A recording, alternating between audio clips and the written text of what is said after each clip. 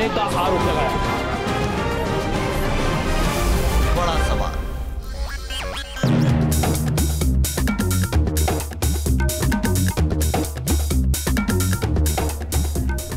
आप देख रहे हैं बड़ा सवाल। मैं हूं अजय कुमार। आज का बड़ा सवाल जो हम आपके सामने लेकर उपस्थित हैं, क्या घुसपैठिए नया सियासी पैंतरा हैं? जी हां, यह सवाल आज इसलिए बहुत महत्वपूर्ण हो चुका है क्योंकि बीजेपी के अध्यक्ष अमित शाह अभी अपनी तमाम रैलियों में सबसे ज्यादा आजकल अपनी दलील रखते हैं घुसपैठियों के मामले पर।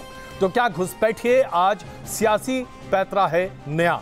इसके साथ साथ उन्होंने इस बात पर भी जोर दिया है अमित शाह जी ने कि घुसपैठिए दीमक कैसे चाट गए हैं संसाधनों को। इस पर हम सवाल उठाना चाहते हैं कि आखिरकार ये दीमक की संज्ञा देकर घुसपैठी किस तरीके से आज हमारे पूरे संसाधनों को चाट रहे हैं। किसी ने क्यों नहीं रोका घुसपैठियों को?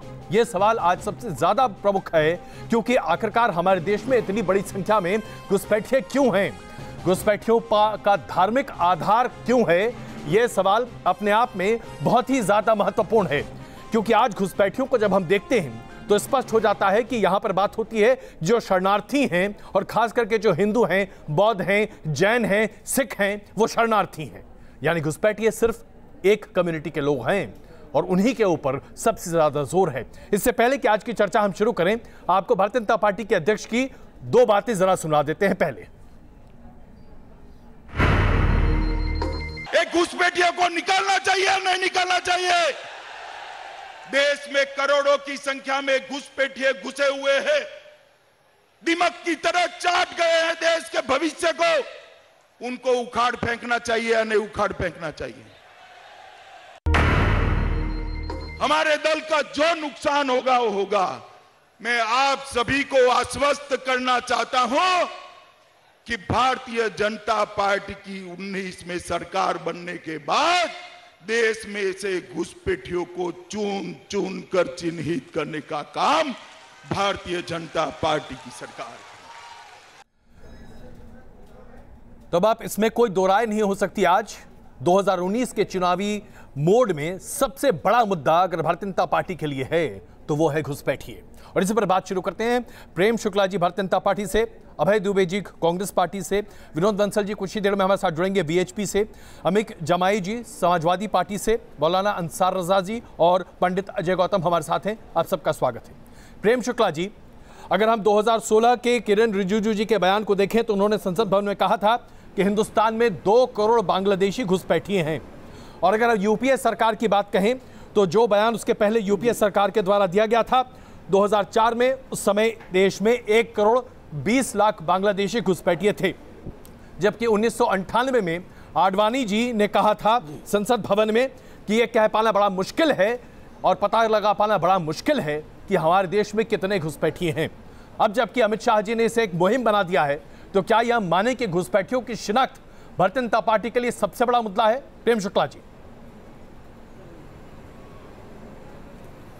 नहीं, सिर्फ भारतीय जनता पार्टी के लिए, पूरे देश के लिए बड़ा मुद्दा है क्योंकि 2012 में भी जब संयुक्त प्रगतिशील गठबंधन की सरकार थी और संसद में यह प्रश्न पूछा गया, तब 2012 में भी तत्कालीन सरकार के गृह राज्य मंत्री ने कहा था कि 2 करोड़ घुसपैठिए हैं। 2004 में 1 करोड़ 20 लाख घुसपैठिए थे, 2012 2 करोड़ घुसपैठिए, बताए मतलब 80 लाख घुसपैठियों की संख्या में वृद्धि।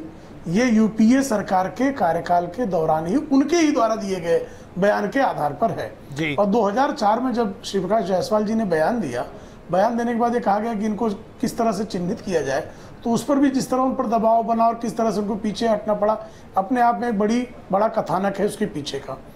तो घुसपैठिए जो हमारे संसाधनों को चाट रहे, इसमें कोई संकट नहीं और हमारी सुरक्षा के लिए भी खतरा है। और ये इंटेलिजेंस ब्यूरो कहता रहा है, इस तरह की मिलिट्री इंटेलिजेंस की इनपुट्स हैं। तो जो हमारी खुफिया एजेंसियां, हमारी सैन्य खुफिया एजेंसियां और इस तरह का हुजी का किस तरह से गतिविधियां रही हैं, ये सबके सामने है। प्रेम शुक्ला जी, आपने जो बात कही अपने आप में बहुत महत्वपूर्ण है, लेकिन इससे पहले कि मैं कांग्रेस की प्रतिक्रिया इस पर लूं, मैं एक छोटा सा सवाल तथ्यों के साथ आपके सामने रखना चाहता हूं। 2004 में जब यूपीए की सरकार थी तो हमारे देश से 38,000 घुसपैठियों को बांग्लादेश भेजा गया था। 2005 में, 2006 में, 2007 में 10,000 से ज्यादा घुसपैठियों को बांग्लादेश भेजा गया था। 2014 से लेकर 2017 के बीच में यह आंकड़ा आकर क्या हो जाता है, मैं आपको बता रहा हूं, साल दर साल 2014 में जब आपकी सरकार रही है मोदी जी की, 980 घुसपैठियों को भेजा गया है, 2015 में 474, 2016 में 308, 2017 में मात्र 51। ऐसा क्यों हुआ कि पहले की सरकारों ने ज्यादा घुसपैठियों को बांग्लादेश भेजा, लेकिन मोदी सरकार ने अब तक मुश्किल से 2500 घुसपैठिए भेजे हैं 4 साल में वापस। देखिए अजय कुमार, ये पहले तो घुसपैठियों की शिनाख्त आवश्यक है, शिनाख्त होने के बाद उनको निकाला जाना आवश्यक है। दो चीज महत्वपूर्ण इसमें, 1971 से लेके 2015 तक हमारे यहाँ जो है बहुत सारे सीमा पर हमारे गांवों की शिनाख्त, बहुत सारा ऐसा क्लस्टर था जो बांग्लादेश में है कि भारत में इस पर भी सीमांकन तय नहीं हुआ था। तो एक तो पहले हमने सीमांकन तय कर लिया और सीमा पर जैसे घुसपैठी आपने डिपोर्ट तो कर दिए, डिपोर्ट करने के बाद घुसपैठी फिर 2000 रुपये खर्च करके वापस आ जा रहे थे, तो ऐसे में पूरी कवायद ही व्यर्थ जा रही थी। अब सीमा निर्धारित कर ली गई और सीमा पर एक परमानेंट व्यवस्था कि लोग घुसपैठ ना कर सके, ऐसी व्यवस्था की जा रही है। बीएसएफ की तरफ से जो है इस तरह का प्रबंध किया जा रहा है कि सीमा पर परमानेंट ऐसी व्यवस्था हो ताकि घुसपैठ को स्थायी तौर पर रोका जा सके। तो मुझे लगता है कि स्थायी व्यवस्था खड़ी करना, घुसपैठियों की शिनाख्त करना और फिर घुसपैठियों को डिपोर्ट करना, इससे घुसपैठ समस्या का शाश्वत हल होगा। आप घुसपैठियों को डिपोर्ट तो कर दिए, डिपोर्टेशन के बाद वो फिर 2000 रुपए खर्च करके अंदर चले आ रहा है। चलिए, मुझे लगता है कि अब अभय दुबे जी को इसका जवाब देना चाहिए, क्योंकि आगे मैं पूछूं उससे पहले मुझे लगता है कि कांग्रेस इस पर सवाल पूछे ज्यादा मुफीद है। जी अभय जी।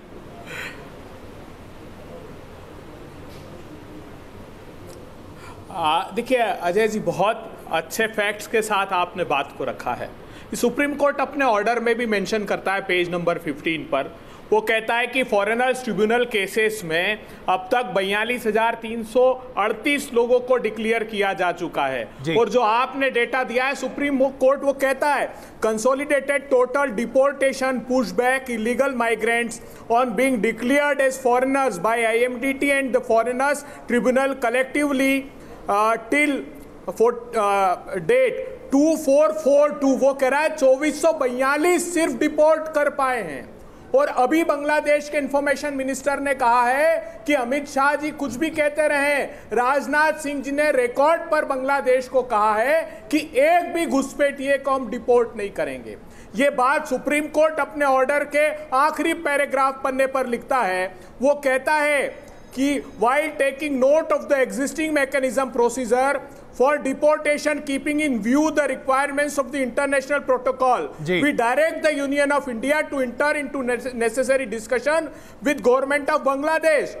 अब बड़ी बात यह है, सुप्रीम कोर्ट यह कह रहा है कि बांग्लादेश के साथ डिपोर्टेशन की पॉलिसी को फिक्स करके हमारे पास रखिए।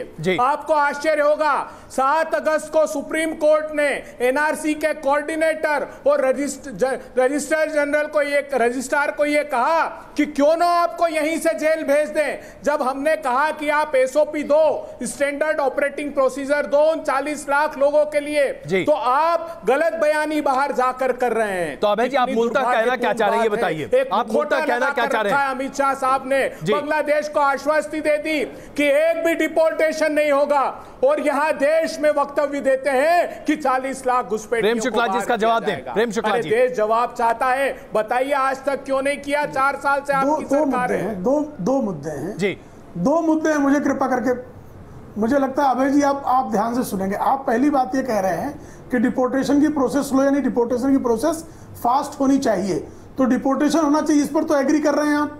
तो डिपोर्टेशन आपने 1981 से 2014 तक आप एग्री होने के बावजूद आपने डिपोर्टेशन की प्रक्रिया एनआरसी पूरे देश में बनाने की प्रक्रिया, अजय जी ने बताया उसके पहले हम 1.5 लाख कर चुके हैं, आपने क्यों नहीं की? एक प्रश्न।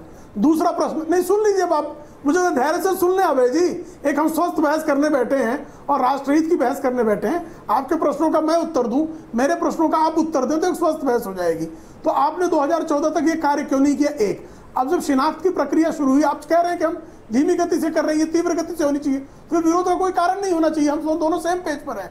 आप ये कहना चाह रहे हैं कि बांग्लादेशी घुसपैठियों का नहीं, प्रेम शुक्ला जी, आप मुद्दे को दूसरी जगह ले जा रहे हैं। जी रजा साहब आइए, विरोध किस बात का है? रजा साहब, प्रेम शुक्ला जी, रजा साहब आपसे सवाल पूछना चाहते हैं। जी रजा साहब, प्रेम शुक्ला जी ट्रैक से उतर गए। उन्होंने कहा कि राजनाथ सिंह ने लिख करके दिया है और अमित शाह जी का ये बयान है, उस पर आपको प्रतिक्रिया देना चाहिए थी। दूसरी बात, हम इतना जानते हैं सिंह जी ने कहीं लिख कर नहीं दिया, ये झूठी बात है। तो आप उनसे कहिए ना कि आप झूठ बोल रहे हैं, दिखाइए। लिख कर नहीं दिया। अरे सर, तो आपके सामने उन्होंने बोला है सर, उनको बोलिए कि आप झूठ बोल रहे हैं।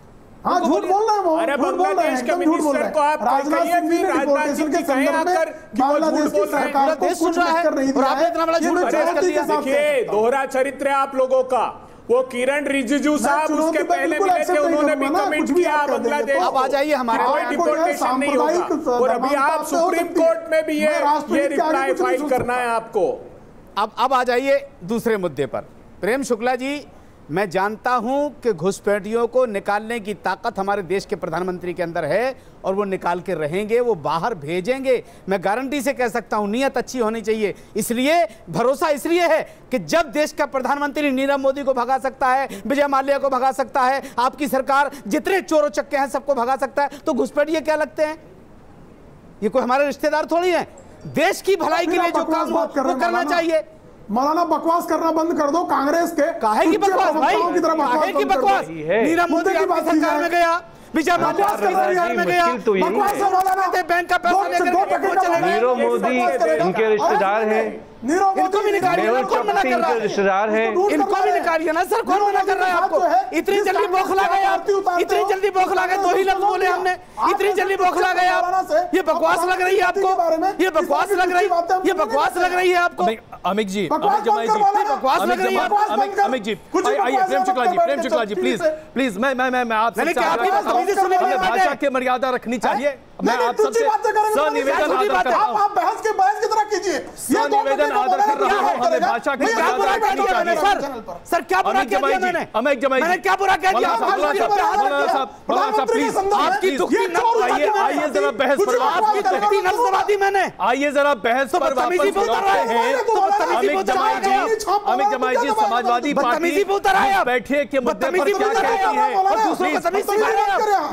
प्लीज मौलाना साहब और प्रेम शुक्ला जी, तुम्हारी दो कौड़ी की औकात नहीं है। दूसरों की औकात तो ले चले, तुम्हारी क्या औकात है? तुम्हारी क्या औकात है? हमारी औकात प्लीज, तुम्हारी क्या औकात है? तुम्हारी क्या औकात है? दो कौड़ी के बदले दो कौड़ी के, आपकी बंबई में हम जानते हैं। मौलाना, सड़े हुए मौलानाओं को प्रधानमंत्री पर कुछ भी बात करेगा? चलिए प्लीज प्रेम शुक्ला जी, राहुल गांधी ने छोड़ कहा, क्या उखाड़ लिया आपने? अरे प्लीज ये इस तरह की भाषा का इस्तेमाल मत करिए।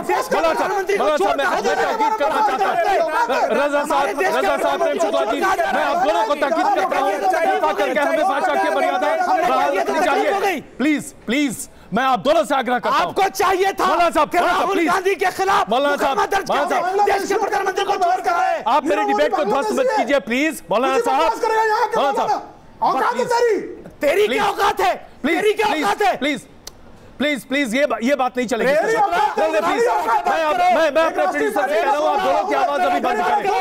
मैं आप दोनों की आवाज मजबूरन बंद कर रहा हूं, मोदी से क्योंकि इस तरह की बहस हमें नहीं जायज है न्यूज नेशन पर। प्रोड्यूसर साहब से मेरी रिक्वेस्ट है, आप मौलाना साहब और प्रेम शुक्ला जी की अभी आवाज जरा कम करें प्लीज। मैं क्षमा चाहता हूं, मजबूरन मुझे यह करना पड़ रहा है क्योंकि हम बहस को इधर उधर नहीं जाने दे सकते। मैं बहुत सनिवेदन आग्रह कर रहा हूं, भाषा की मर्यादा हमारे लिए अनिवार्य है। मैं अब यहां पर अमित जमाई जी को लाना चाहता हूं। अमित जमाई जी, मैंने आपसे ये सवाल पूछा, समाजवादी पार्टी का क्या रुख है घुसपैठिए के मुद्दे पर? क्योंकि ऑन रिकॉर्ड संसद पर यह बात स्पष्ट हो चुकी है कि हमारे देश में तकरीबन 2 करोड़ बांग्लादेशी घुसपैठिए हैं। समाजवादी पार्टी इस पर क्या कहती है?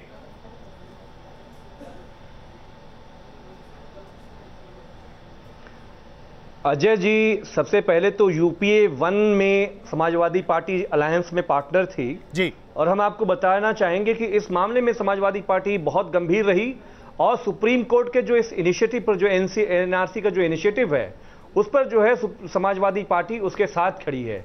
लेकिन मैं आपको एक बात, अभय दुबे जी ने जो संसद में रिपोर्ट रखी उसमें भी ये बताया गया कि जो यूपीए 1 यूपीए 2 का समय था उसमें जो डिपोर्टेशन था उसका उस बहुत हजारों हजार में हमने यहां से जो इलीगल इमिग्रेंट थे उनको लोग भेजे। लेकिन 2014 में जो पोलराइजेशन करके ये जो बीजेपी आई थी, फसाद करके जो बीजेपी आई थी, आज आप देख रहे हैं कि 2014 से लेकर 18 हो गया। अब जब श्री अमित शाह जी को यह लग रहा है कि उनकी जमीन खसक रही है, उनका कांटा जो है नीचे जा रहा है, तो अब इनको घुसपैठिए की याद आई है। देखिए, दरअसल अमित शाह जी ने क्या बोला है, आप जरा गौर करिए। उन्होंने कहा है कि 2019 में अगर सरकार आई तो, अरे सर, आप तो कह रहे थे कि 50 साल आपकी सरकार रहने वाली है। इसका मतलब आपको कहीं ना कहीं ये शक है कि 2019 जमाई जी, आप बंसल जी आपका जवाब देना चाहते हैं, इसलिए आप हमारे पूर्वांचल के लोगों को दिल्ली में बिठा के उनको आप पोलराइजेशन का बंसल जी आपका जवाब देना चाह रहे हैं। दो बातें आरएसएस बीजेपी की खसक चुकी है। अब इनको सबका याद आ रहा है, किसान याद आ रहे हैं, मजदूर याद आ रहे हैं और इमिग्रेंट याद आ रहे हैं। जी, अब बंसल जी की बात सुन लेते हैं। जी बंसल जी प्लीज। हाँ, अजय जी देखिए, ये नेशनल पॉपुलेशन रजिस्टर जो है बहुत गंभीर मुद्दा है और सिर्फ असम में शुरू हुआ है।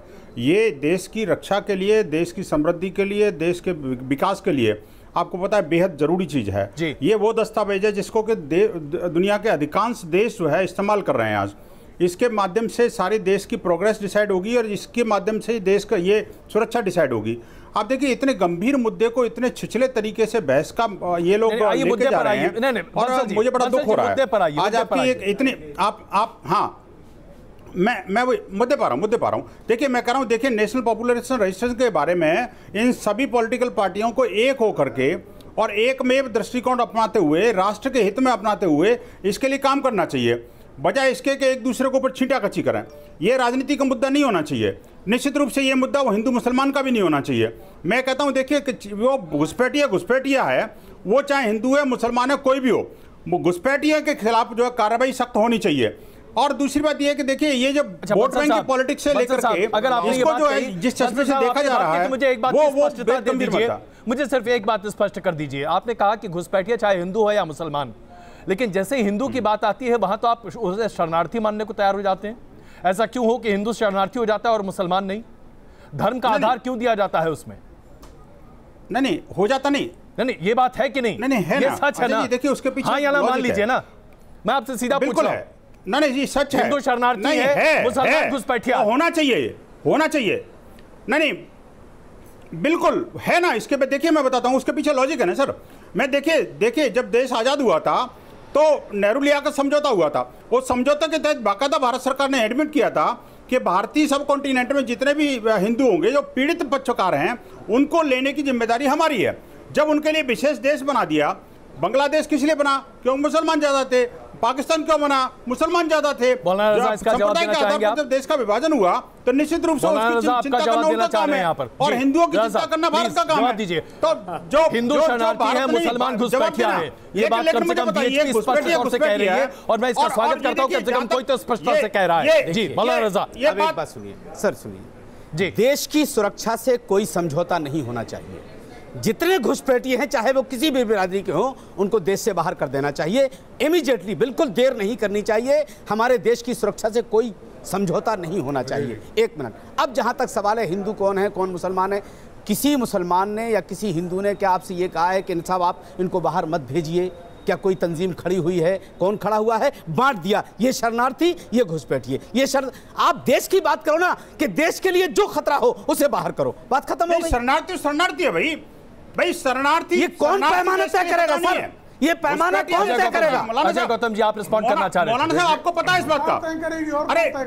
अरे ये देश का कानून तय करेगा। आप और मैं थोड़ी तय कानून तय करेगा। तो कानून वालों से कहिए ना कि 4 साल तक क्या कर रहे थे? इसमें डिफरेंस सर, 4 साल तक फिर क्या कर रहे थे? अब जो चुनाव आ गया तो शरणार्थी मैं किसी के बीच में नहीं बोलता। 1947-71 में बांग्लादेश। गौतम जी, अजय गौतम जी, अगर मैं संविधान बनने से पहले और देश की स्वतंत्रता से पहले की बात करूं, नहीं वहां मत जाइए ना, आप आज की बात कीजिए सर। मैं 2019 की बात कर रहा हूं, मैं 1947 की बात कर रहा हूं, 2019 की बात 2019 की बात कर रहा हूं। मैं ये कहता हूं, जब आसाम जहां पर एनआरसी सबसे पहले एप्लीकेबल हुआ, वहां पर स्थिति देखिए, मंगल 2 एक लोकसभा कॉन्स्टिट्यूएंसी है, वहां पर अगर देखेंगे आप 2010 के अंदर जो थी 70% हिंदू आबादी थी, आज वहां 80% मुस्लिम आबादी है। कहां से आ गए? एकदम ऐसा क्या हुआ कि एक लोकसभा कॉन्स्टिट्यूएंसी के अंदर 80% हो गए? आप हो होजाई को देख लीजिए, आप बरपेटा को देख लीजिए। आसाम की 8 जिले ऐसे हैं जहां पर मुस्लिम आबादी इतनी तेजी से बढ़ी है, जिसका सर मुझे कंप्लीट करने दीजिए सर, आपने सबको समय दिया, प्लीज बोलिए। कारण क्या कारण है कि मुस्लिम जितने भी ये इन्फ्लिटेटर है, घुसपैठी है, वो कांग्रेस का कैंडिडेट वोट बैंक है। चाहते हैं जय जी, वो कांग्रेस का घुसपैठ सिर्फ मुसलमान कोई नहीं कर रहा है, कांग्रेस का कैंडिडेट वोट बैंक रहा है। और अगर मैं बात कहूं तो इस देश के अंदर जो मुसलमान है, चाहे आजादी से पहले 700 साल पहले उन अधिकारियों पर शिकंजा कसिए जिन्होंने मेरी नजरों में देखिए भी घुसपैठी है। लीजिए साहब, खैर चलिए, तो बहुत बड़ी बात हो गई। हमारे नजर में आपकी घुसपैठी है, हमारे नजर में तो आपकी घुसपैठी है। मेरी नजरों में अमीर जई और अंसार रजा दोनों इस हिंदुस्तान के अंदर घुसपैठी है। एक आखिरी टिप्पणी अभय जी, इससे पहले मुझे ब्रेक लेना है। बैठ के बात करते हैं आप लोग, अभय जी फिर आप कहते हैं बदतमीजी बोल रहे हो। आपको हिंदू धर्म का चोला पहन के टेलीविजन पे आके बैठ जाते हैं, कौन नहीं है अजय गौतम? और बदतमीजी जिस दिशा में खाओगे, बदतमीजी से जवाब मिलेगा। अरे यही है ना आपकी हिंदू की सरकार। प्रेम शुक्ला जी भारतीय जनता पार्टी से, अभय दुबे जी कांग्रेस से, विनोद बंसल जी वीएचपी से, अमित जमई जी समाजवादी पार्टी से, मौलाना अंसार रजा और पंडित अजय गौतम हमारे साथ मौजूद हैं। आप सबका स्वागत है। अभय दुबे जी, अभी ब्रेक से पहले हम चर्चा कर रहे थे, अगर हिंदू है तो शरणार्थी, अगर मुसलमान है तो घुसपैठिया, ये है हमारी आज की परिभाषा।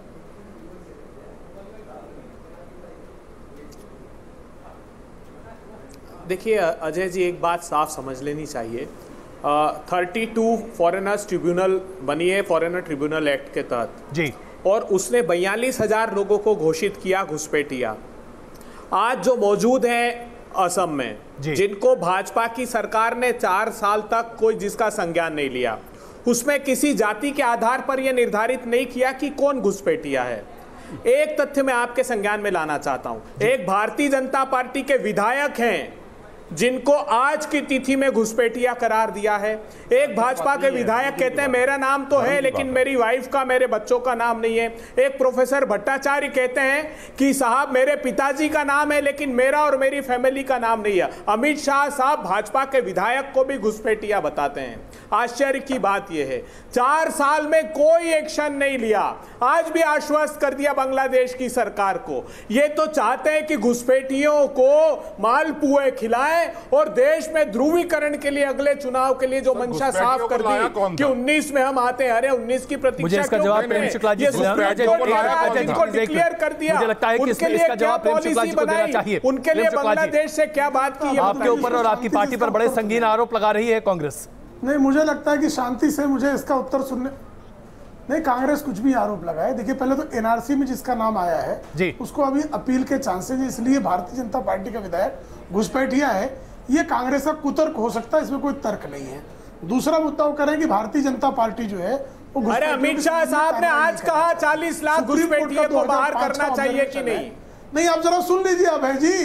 2005 का ऑब्जर्वेशन सुप्रीम कोर्ट का, ये कोई राजनीतिक आरोप नहीं है, सुप्रीम कोर्ट का ऑब्जर्वेशन है।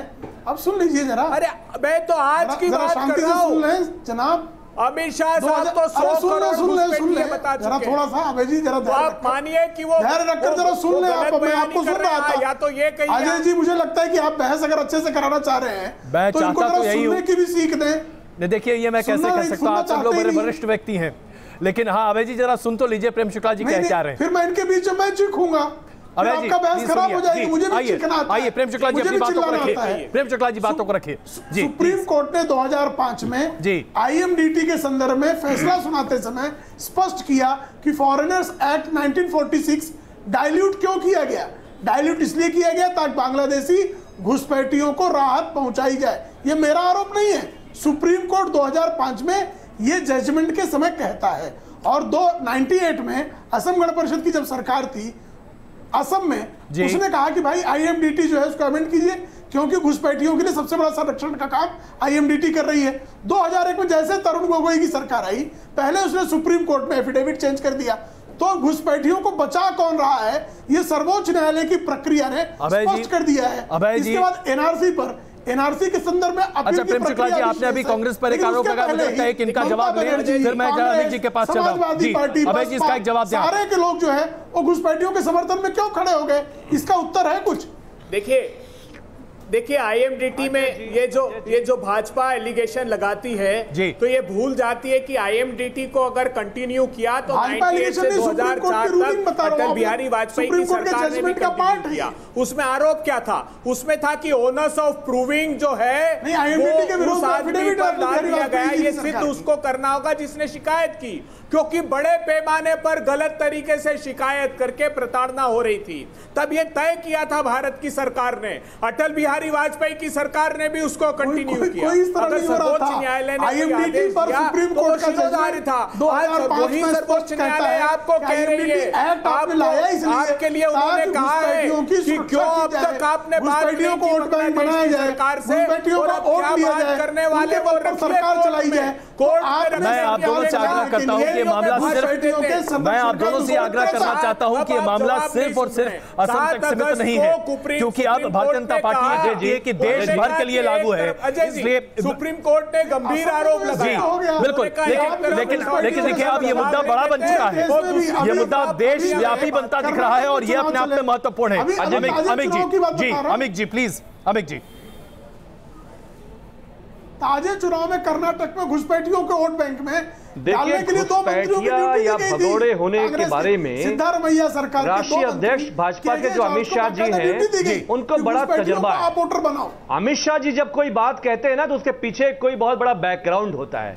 जैसे अमित शाह जी ने यह कहा कि 100 करोड़ घुसपैठिए भारत में रहते हैं, तो ये बीजेपी वीएचपी के लोग और ये 2-3 लोग जो बैठे हैं धर्म का चोला ओढ़ के पैनल पे ये बताएं कि 100 करोड़ घुसपैठिए भारत में कौन है महाराज, पहले तो ये बता दो।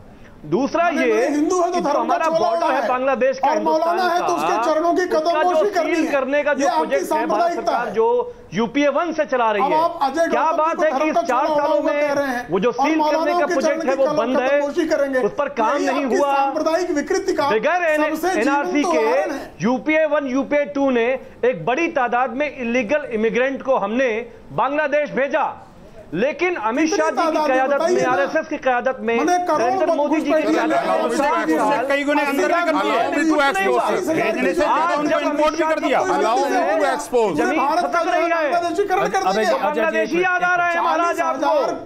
जब से याददाश्त अच्छी हो गई हमारे बेरोजगार नौजवानों की, रोजगार कहाँ है महाराज, किसानों को अपनी आमदनी फसल दुगनी हो गई वो याद हो गई। अगर आप दोनों के बीच में आऊं, आज ये मुद्दा याददाश्त चली गई है। मैं आप दोनों के बीच में आऊं, ये मुद्दा आज चुनावी मुद्दा क्यों बन रहा है ये महत्वपूर्ण है जानना और समझना। अब जब ये सरकार जाने वाली है अमित जी, हम सबके लिए जानना और समझना बहुत आवश्यक है कि ये मुद्दा आज महत्वपूर्ण क्यों बन रहा है। अजय जी मैं आपके पास आ रहा हूं, लेकिन पहले मैं विनोद जी से समझना चाहता हूं। विनोद जी, क्यों आज घुसपैठिए का मुद्दा इतना महत्वपूर्ण बन गया है? 51 महीने मोदी सरकार रह चुकी है, लेकिन आज घुसपैठियों पर चर्चा हो रही है, और सबसे बड़ी बात यह है कि यह मुद्दा केंद्र सरकार का नहीं है। इस बात को स्पष्टता से हमें समझ लेना चाहिए। घुसपैठिया कौन है और कौन नहीं, यह निर्धारित करने का काम सिर्फ राज्य सरकारों का है, और आपकी यानी कि भारतीय जनता पार्टी की देश में 22 राज्यों में सरकार है। राज्य सरकारों ने आज तक कोई पहल नहीं की। बंसल जी।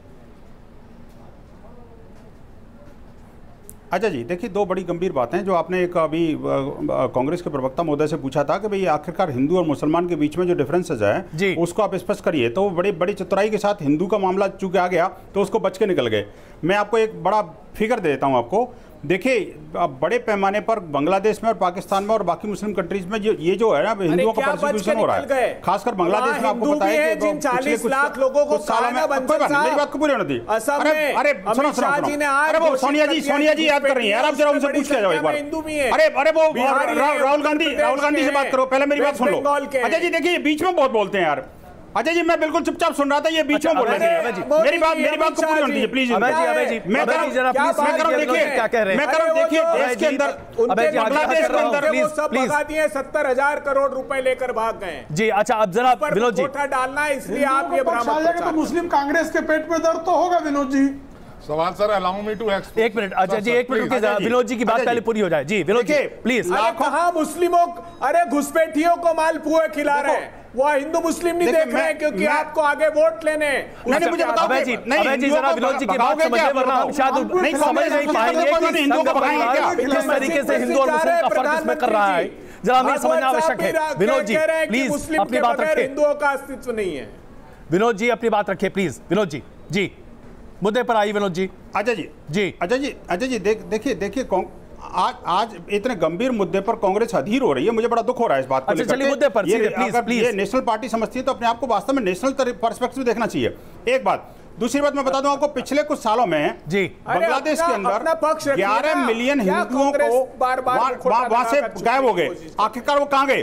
रिलीजियस परसिक्यूशन किस तरह से बड़े पैमाने पर बांग्लादेश में हो रहा है, वो हिंदू आखिरकार कहां जाएगा? आपको पता है एनिमी प्रॉपर्टी एक्ट के तहत जो है वो बांग्लादेश में हिंदुओं की प्रॉपर्टी को सीज किया जा रहा है। वो आखिरकार हिंदू कहां जाएगा?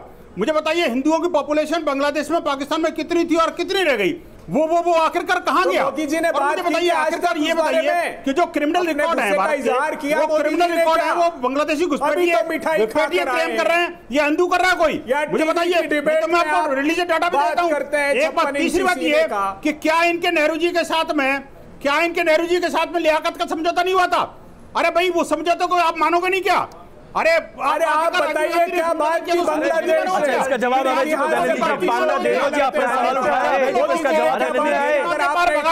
हम तो और आप अभी डंका पीट रहे हैं उसको। अरे मुझे बताइए आखिरकार देश के लिए ये हानिकारक है? विनोद जी जरा जवाब तो सुन लीजिए। विनोद जी देश के लिए संकट है। विनोद जी अभय जी का जवाब सुनिए प्लीज। अभय जी को पूरा तो दीजिए भाई साहब जी, मेरी बात को पूरा नहीं दिया। अभय आपने यहाँ बड़ी बात कही है। आपने स्पष्ट कहा कि 11 लाख हिंदू कहाँ जा रहे हैं। अभय जी इसका जवाब दे प्लीज। डिबेट में कोई बात करने देती है? अभय जी मैं चुपचाप इस बात को सुन रहा था। आपने अपनी बात रखी है। साउटिंग ब्रिगेड हमेशा साउट करती है। मुझे बताइए आखिरकार क्या हिंदुओं को बोलने का अधिकार नहीं है क्या? अपेक्षा को बोलने का अधिकार नहीं है क्या? अजय जी बताइए। ऐसा कौन कह सकता है? विनोद जी ऐसी बात मत कीजिए। मोदी जी से पूछिए जब हिंदुओं की बात आती है तो ये क्यों बढ़ा देते हैं? को प्रोसिक्यूट कर रहा है पाकिस्तान। जब मिठाई खाने गए थे नवाज शरीफ के घर, जब एक भी बार पाकिस्तान से उस बारे में बात की है? जब बांग्लादेश जाकर मिलते हैं या बांग्लादेश के मंत्री यहाँ आकर मिलते हैं तो क्या प्लीज अगर आप दोनों अगर एक दूसरे के साथ ऐसे ही बोलते रहेंगे हमें से कोई भी व्यक्ति कुछ नहीं सुन पाएगा। आप दोनों अगर लगातार एक दूसरे के साथ बोलते रहेंगे तो हमें से कोई कुछ नहीं सुन पाएगा। मैं आग्रह कर रहा हूँ विनोद जी जरा सुनिए तो सही। इतिहास में जाकर विनोद जी जरा सुनिए तो सही। जैसे गंभीर मुद्दे को ये बिल्कुल विनोद जी, लेकिन जरा सुनिए तो सही। अभय जी क्या कह रहे हैं? जी एक मिनट प्लीज। अजय जी मेरी बात को या तो पूरे निराश है। अच्छा अभय जी जरा अच्छा चलिए 1 मिनट का पूरा वक्त। विनोद जी 1 मिनट का पूरा वक्त, आपका वक्त अभी से शुरू होता है, कोई नहीं रोकेगा आपको। चलिए 1 मिनट पूरा आपका, बोलिए। देखिए अजय जी बड़ा गंभीर मुद्दा है, इसके छिछली बजट में नहीं जाना चाहिए। ये कांग्रेस के प्रवक्ता बार बार जो है इस बात को जो है ना गंभीरता से नहीं ले रहे। मैं एक बात कह रहा हूं, देखिए आखिरकार रिलीजियस परसिक्यूशन बांग्लादेश में किसका हो रहा है? आखिरकार पिछले कुछ सालों में 11 मिलियन से ज्यादा हिंदुओं की जो पॉपुलेशन थी वो कहां गई? आखिरकार मुझे बताइए एनिमी प्रॉपर्टी राइट के तहत जो है ये बांग्लादेश के हिंदुओं की प्रॉपर्टी का क्या हुआ? आखिरकार बांग्लादेशी जो अगर बांग्लादेश से अगर हिंदू कोई बार भारत में आएगा तो मुझे ये बात समझ में नहीं आ रही। कांग्रेस पार्टी बांग्लादेश में आ रहा है, नहीं किया। क्राइम रिकॉर्ड कौन कर रहा है? ना बंसल जी मुझे ये बात समझ नहीं। कांग्रेस पार्टी लेकिन हिंदुओं को भी नहीं रहने देती। आप बांग्लादेश का सवाल उनसे क्यों पूछना चाह रहे हैं? कारण हिंदुओं को हमेशा से इसने मुसलमानों को छाती से लगा के रखा है। ये मुस्लिम तुष्टीकरण की नीति के कारण कांग्रेस ने ये सवाल यहाँ घुसपैठियों का है विनोद जी, और आपने कहा कि मुसलमान घुसपैठिए हैं, हिंदू शरणार्थी हैं। मैं वही कह रहा हूं। ये बात है ना। चलिए अब मैं आपसे आगे पूछ रहा हूं, इसका तय करने का पैमाना जो है वो कौन करेगा? जी कौन तय करेगा?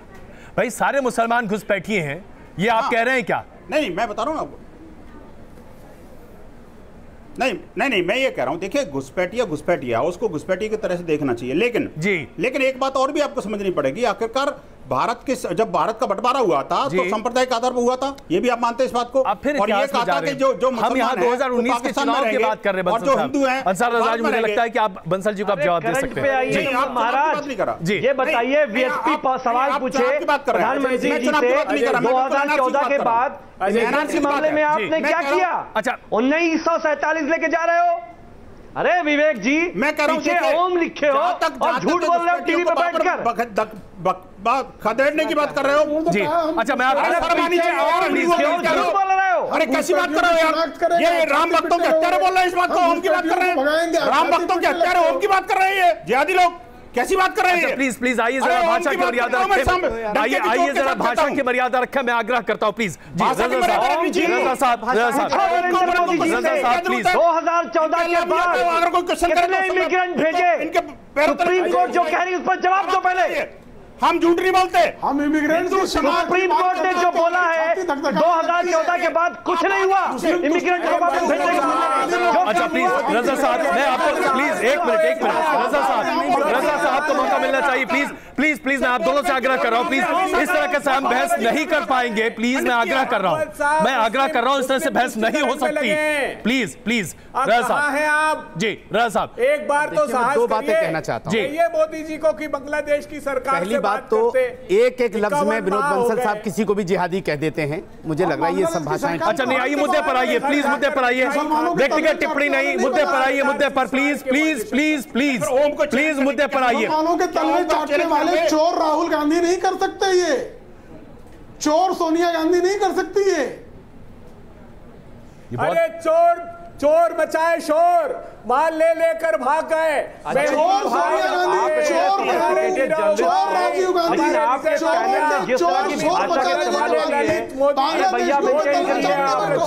तो बांग्लादेशियों को हटाने की बात अपने कार्यक्रम की गरिमा को खराब करते हैं, यहाँ पर शोर मचा रहे हैं। चोर प्लीज खानदानी चोर मचा रहे हैं। 1000 करोड़ रुपए ले खानदानी चोर, खानदानी चोर, नेहरू चोर, एक शब्द इंदिरा चोर, राजीव चोर, सोनिया चोर, प्रियंका चोर, रॉबर्ट चोर। प्लीज प्लीज मैं आग्रह कर रहा हूँ, इस तरह की बातें हम ना करें तो अच्छा है।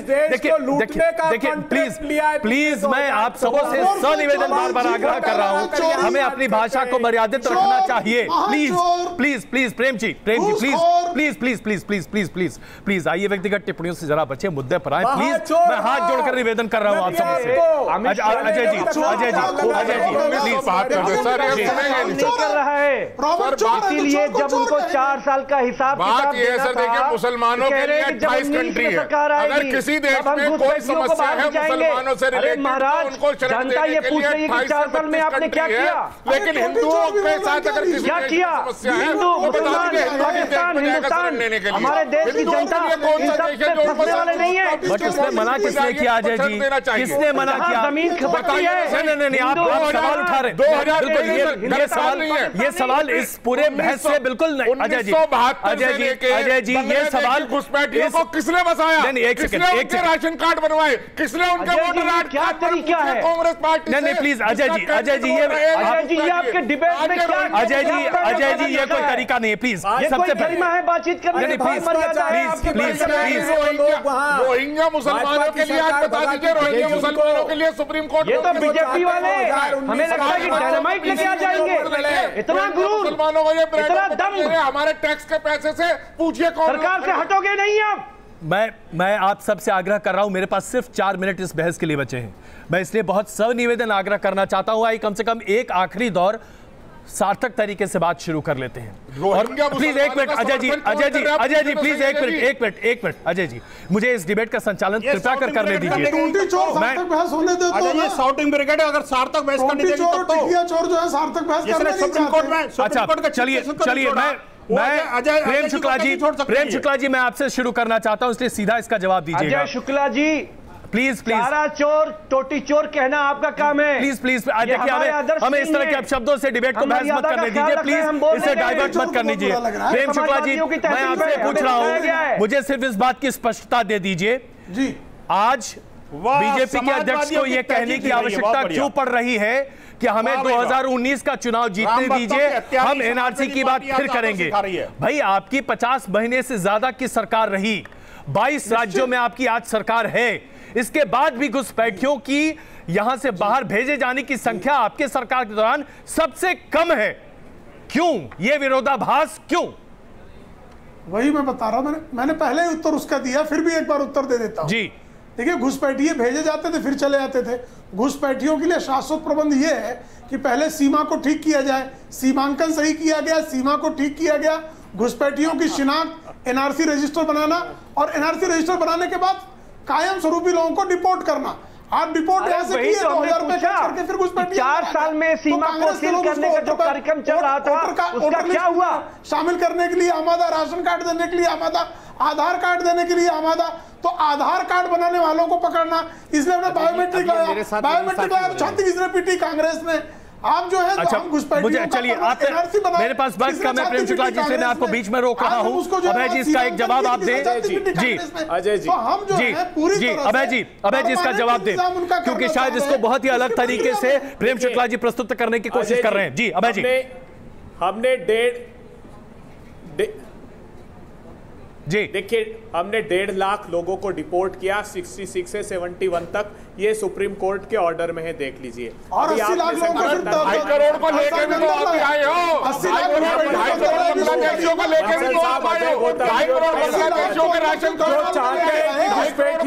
अजय जी प्लीज, अजय जी अगर इस तरह से बात होने लगी तो फिर हम कभी बात नहीं कर पाएंगे। प्लीज चाहते बाहर हो जाए, अभय दुबे चाहते हैं कि बाहर हो जाए, मगर एकमात्र भारतीय जनता पार्टी का स्वार्थ है, वो नहीं चाहते कि जो घुसपैठी है वो बाहर हो, नहीं तो मुद्दा समाप्त हो जाएगा। बिल्कुल यही तो कहा है अमित जमाई जी प्लीज, मैं आ रहा हूं आपके पास। अमित जमाई जी प्लीज, अमित जमाई जी ऐसे मुद्दों को जिंदा रखना चाहिए। चलिए अमित जमाई जी, अब किन की बारी है? अमित जी बोल रहे हैं अभी। जी अमित जी प्लीज।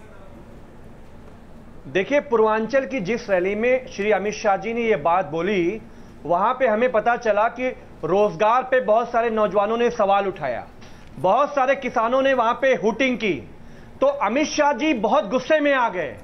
और अमित शाह जी को ये मालूम है कि सरकार खसक रही है और लंदन में बंगले बना रहे थे। भाषा में वो 25,000 करोड़ रुपए किसानों को तो हमने चुका है, तो हम किसानों पे आप बात क्या करेंगे? किसानों की अरे महाराज, 4 साल क्या कर रहे थे? अखिलेश सिंह यादव चलिए देश के लोगों की 4 साल तक क्या कर रहे थे, ये बड़ा मुद्दा है। जी रजा साहब आपका वक्त प्लीज, मेरे पास वक्त नहीं है रजा साहब, मैं आप दोनों को रोक रहा हूँ।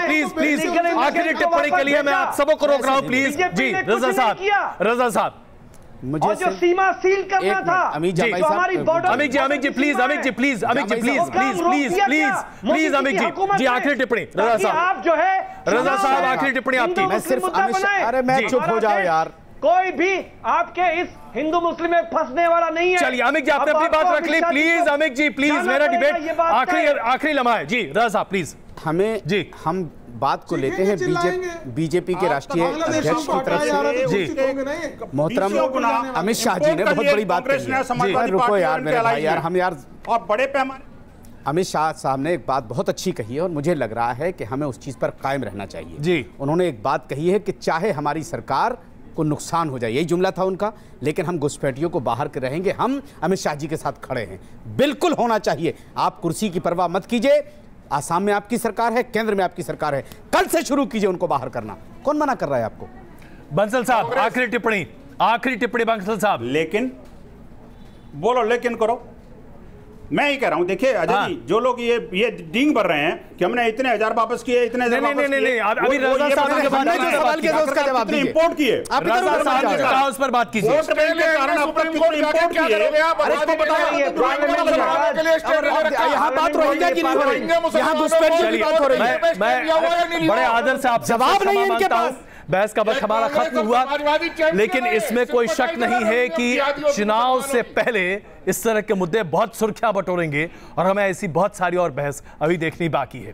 बने रहिए हमारे साथ। बड़ा सवाल में आज के लिए बस इतना ही। लगातार देखते रहिए न्यूज़ नेशन। का आरोप लगाया